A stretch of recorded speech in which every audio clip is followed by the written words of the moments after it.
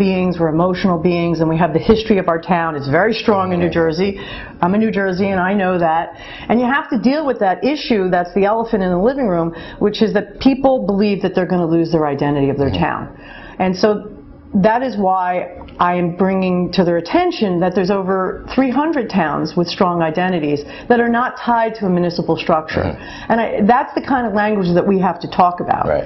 That there isn't a Short Hills, New Jersey. There isn't an Ocean Grove. And if we can talk about it at that level, answer their questions, and really, I do not believe that any consolidation should take place with a name change of a town. We are our towns. Right.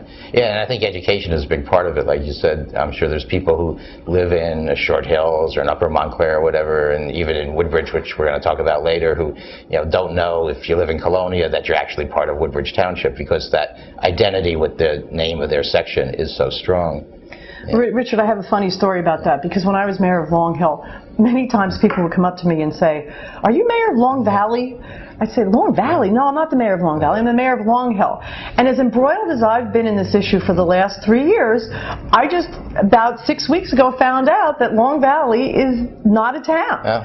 And here I am, still not understanding how many communities with that strong identity are not incorporated and are not towns. So it just happened to me. I made the mistake, and I've been embroiled in this issue for 3 years. Yeah, that really kind of drives home the point about how important it is for people to get the word out to people so they understand the way New Jersey is structured, the way our municipal governments are.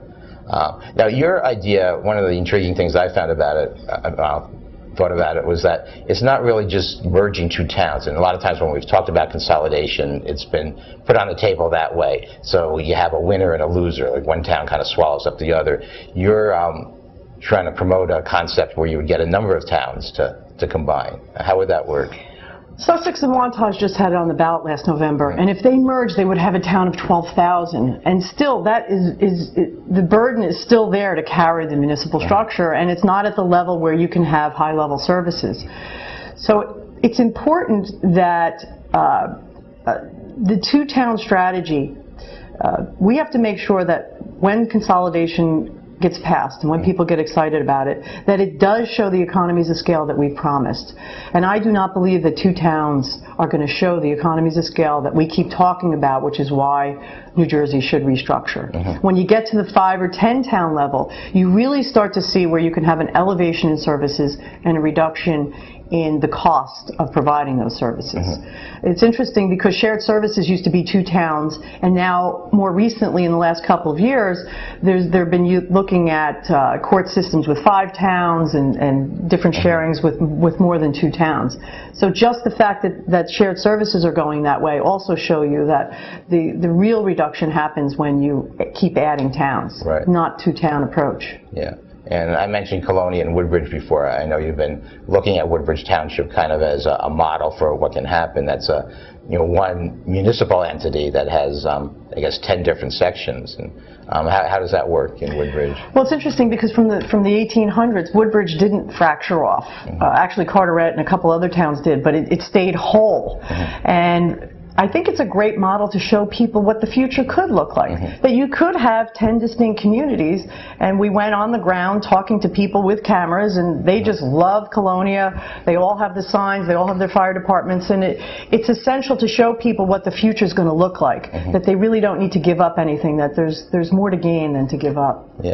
How do you counter some of the arguments, as good as, when you make the case for municipal consolidation? There's, people who have another side of the story, and I've heard, some folks say that, you're providing the same amount of services, whether it's 5 towns or, 2 towns, it's the same amount of people, and other arguments out there. I mean, what are some of your responses to those sort of things? One of the things, if you have a town like Woodbridge, you can pick up your own garbage in-house. You don't have to contract that out. You can service your own cars. There is a level of services, even in the police department. You can have a detective on 24 hours a day. There's definitely a benefit to having that many towns and an elevation of services. And I think that people need to realize that also, that there's something to gain. And the home rule still remains something that's near and dear to people's hearts here. You think you can counter that by showing them the cost efficiencies and the fact that, as you said, they're still going to maintain a lot of their identity? One of the things of Courage to Connect New Jersey is that this is a grassroots issue. It has to come from the people up, and that's what we're trying to do. If people can really understand this issue and actually get excited about this issue and go to their elected officials and actually want to vote for this, that's what's going to turn this issue around. It's really reaching the people, answering their questions, and getting them excited about the need for this, and to make them understand that this is an empowering vote. When they go and vote for this, this is really a vote for change and a vote for reduction in property taxes. And that's what I think they're looking for. Yeah, if you put it in those terms, it's going to be a lot more appealing to people. Which maybe leads us into your organization. Can you talk specifically about maybe some of the things that Courage to Connect is doing at the moment? Well, we have a couple educational videos up on our site. We're working on a presentation that I'm going to start going around to different communities, whether it be in a library or a senior center, and starting to talk to people, going out there and essentially taking them on the journey of New Jersey, showing them how many towns have strong identities that they might not know or not incorporated, to show them actually what 566 municipalities sounds like, and to talk to them on a very comfortable level where all these opinions and what's going on can be viewed. And I think there's going to be more support out there than we think. I really do.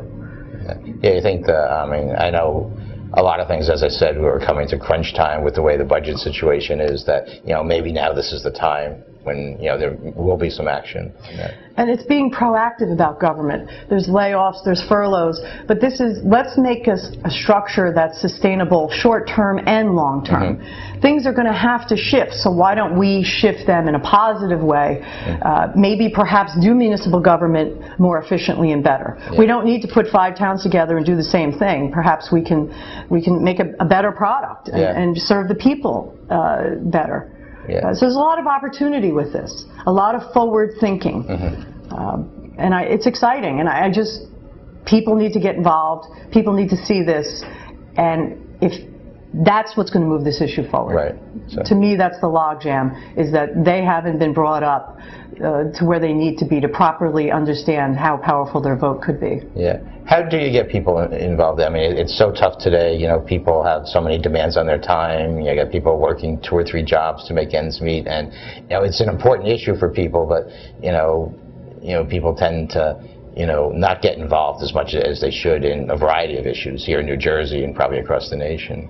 Well, they say sometimes a crisis is great to affect change, and we are certainly in a crisis situation, if not this year, certainly next year in New Jersey. And this is one of the solutions, if not the only solution, for a lot of our problems moving forward. I think the internet is an extraordinary tool to get people involved. I've already had so many people email me questions or support or different scenarios. I had this one gentleman email me, and he said, my daughter lives 2.5 miles away, and I have to pass through 3 police jurisdictions to get to her. And these are wonderful stories that I've been getting. So I think with the internet and the fact that people can go to a website and actually go see me speak, it's a nice combination to take advantage of at this time, which wasn't there 10 years ago when Alan Karcher wrote his book. That's true. So maybe things might have been different if the internet was as prevalent back then. So, you have one of your long-term goals, I saw, was you'd like to get New Jersey down to like 100, 150 municipalities. How did you get to that number? Again, I'm not wedded to any direction. I'm just putting it out there because economically the 5 to 10 seems like a really great number. It's still getting towns up to 38 to 60 to 100,000. Also interactions with the state.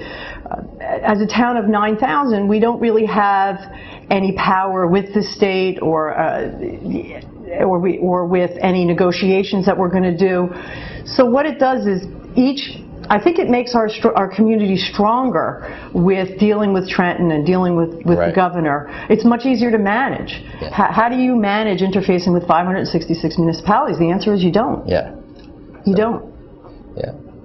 Okay.